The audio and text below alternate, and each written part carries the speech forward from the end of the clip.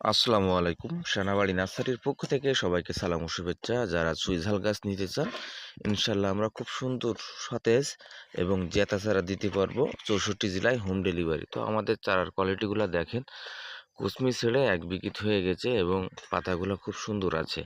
তো এরকম চারা পেতে অবশ্যই আপনারা আমাদের ভিডিও কলে কল দেবেন এবং হোয়াটসঅ্যাপের নাম্বারে কল দেবেন, এই নাম্বারে 01726515255।